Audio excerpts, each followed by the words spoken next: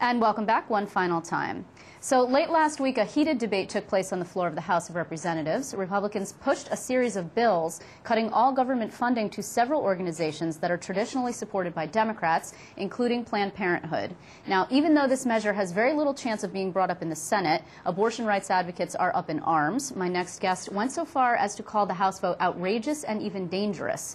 Tracey Broooks is the president of Family Planning Advocates of New York State. Thank you very much for your time. Thank you, Liz, for having me on. Good to see you. Good to see you. So in short, what happened here was that the House voted to defund Planned Parenthood, and not just abortion funding, but funding across the board, which means no reproductive right, health care, no contraception, no education, pregnancy prevention.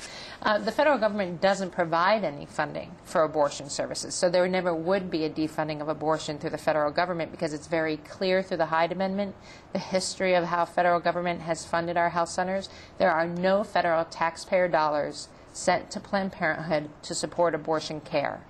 Now, what they have done is turn around and said, with the continuing resolution, they've zeroed out Title X, a 40-year program that's been around, that President Nixon signed in. A Republican. Bipartisan support. Right.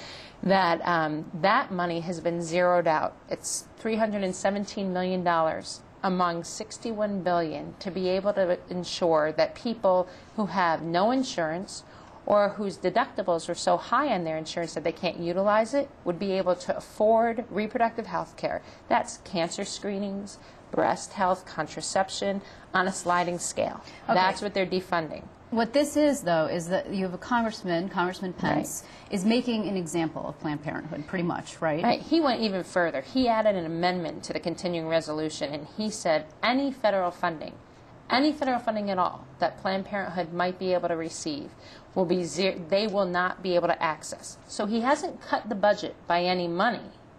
What he said is this particular provider cannot access any of that federal funding. So like we were saying, pregnancy prevention education, that's a direct hit on our schools. Many of our school systems call Planned Parenthood and ask them to come in to help do education as part of their health class. So there's actually, that doesn't mean that New York won't be able to get the money. What it means specifically is that Planned Parenthood won't be able to get the money. Exactly. And his issue is, there have been quotes that I've read from him that says, I don't have a problem with reproductive health care. You want to do pre-pregnancy prevention, that's fantastic, but I don't want you to get any money if you also have any abortion services that are provided, period. But Congressman Pence has only targeted Planned Parenthood, and as we all know, Liz, Planned Parenthood's not the only abortion provider in this state or in this nation.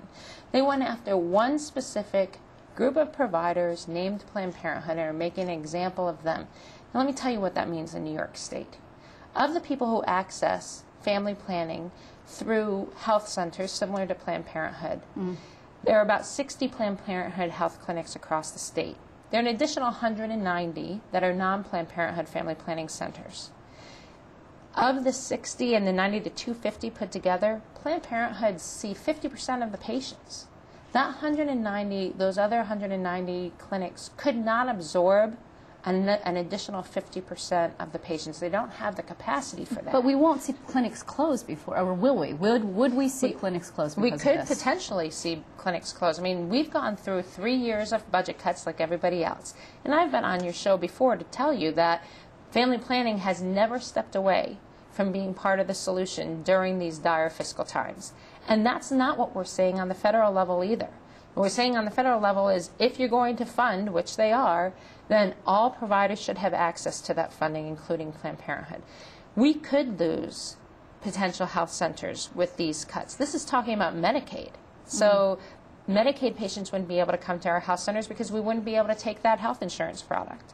We're talking about people who need the sliding scale for affordable health care. So those are folks who are transitioning from one health insurance to another, or from one health insurance to no health insurance. You had a Bronx Planned Parenthood that was targeted by sort of like an undercover sting, with basically someone who went in with a hidden camera and posed as a pimp and a prostitute and asked for services in a way that would circumvent the law, and they received information, and then subsequently the people at Planned Parenthood said that they had gone to the feds and reported it. Certainly. So the question, though, is, and this has happened in various different states, New Jersey also, there was someone who got fired because of it. Why is it that it's Planned Parenthood? Because you're the biggest? Because people are the most recognizable? Because it's clear that you're in the crosshairs. Right. I would say it's the most recognizable. And what we have seen is this fringe organization has now actually stood shoulder to shoulder with Congressman Pence in press conferences, that this is a very organized political attack against one very trusted, sound and true healthcare provider, Planned Parenthood. And they're just using one trusted healthcare provider as an example. And I'll tell you, the people of New York and the people of the United States do not agree with this measure at all. 70% of voters do not agree with this agenda.